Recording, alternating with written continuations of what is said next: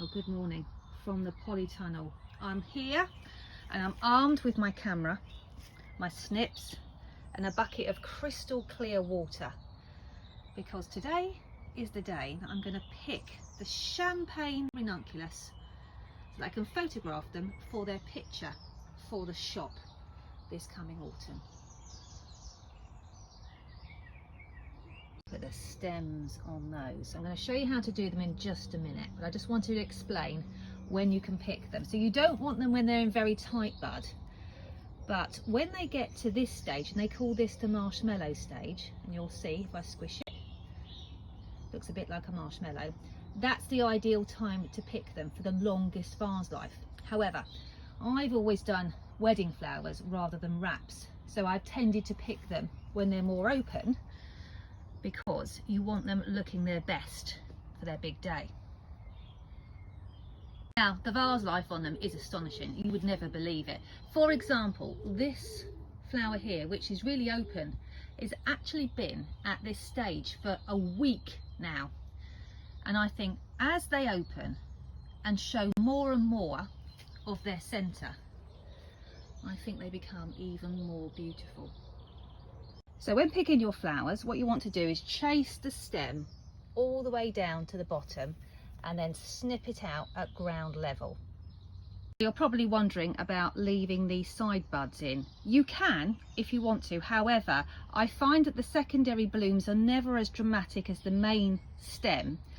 So what I would prefer to do is take out the whole stem, buds and all, because the buds will add interest to your vases and arrangements anyway, and then let the plant regenerate new stems like these, so that you end up with a new queen flower to pick later. Just in case you're wondering what that hole was, that's my finger. Lots of you are asking how often you should water your ranunculus. Now, because it's been so hot, the surface of the soil often dries out, which can make you think that your ranunculus needs watering. However, if you plunge your finger in the soil, you can actually feel how much moisture is below the surface, and then you can water accordingly. So I'm going to put my secateurs down, and I've got sharp secateurs because you want to snip, not crush your stem. Then plunge straight into a bucket of cool water to rest, because they didn't know they were going to have their water source suddenly cut from them. And if you try and arrange with them straight away, they can wilt. So by rehydrating them in a bucket of water for a couple of hours, it makes them much easier to arrange with, and I think they look better as a result.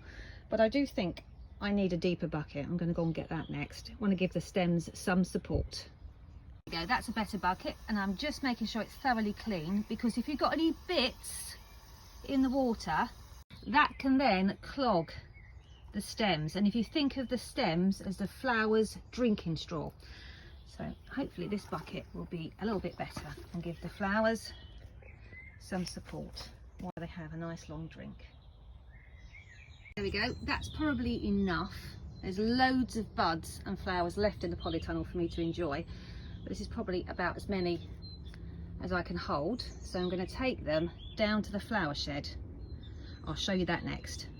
Here we are in the flower shed, and you can see straight away that it's fairly dark, and that is key. You want somewhere that's cool. Hello, Mr. Birdie.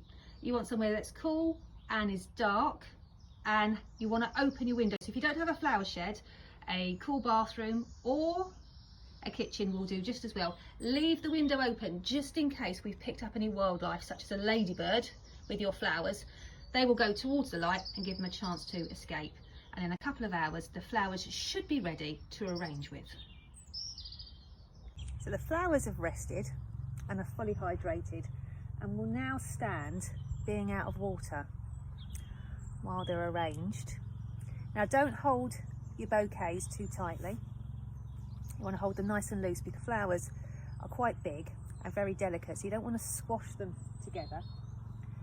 And then as you position them, just twist them so that they have their best side, and then slot in naturally into the perfect place in your bouquet.